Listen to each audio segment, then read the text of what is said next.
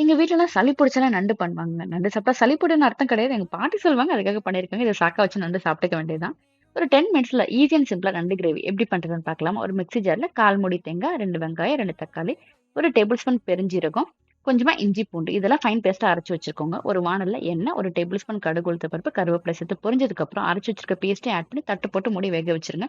இந்த மாதிரி எண்ணெய் பிரிஞ்சு வரும்போது வாஷ் பண்ணி வச்சிருக்க நண்ட ஆட் பண்ணிக்கலாம். என்னென்ன மசாலா போட்டிருக்கேன்னு ஸ்க்ரீன்ல குடுத்துருக்கேன். அந்த மாதிரி போட்டுக்கோங்க. நண்ட ஆட் பண்ணி நல்லா மசாலா உள்ள இறங்கும் மாரி மிக்ஸ் பண்ணி விடுங்க. இப்போ தண்ணி ஆட் பண்ணிக்கலாம். நண்டு முழுகுற அளவுக்கு தண்ணி ஊத்துருங்க. தண்ணி ஊத்துனதுக்கு அப்புறம் 2 பச்சை மிளகாய் உடைச்சு போட்டு தட்ட போட்டு மூடிடுங்க. நல்லா தண்ணி சுண்டுனதுக்கு அப்புறம் நண்டு கிரேவி ரெடி ஆயிடும். மேல கொத்தமல்லி இலை தூவிக்குங்க. உங்களுக்கு வேணும்னா மிளகு பொடியும் சேர்த்துக்கலாம். தேங்க்ஸ் ஃபார் வாட்சிங். பை பாய்.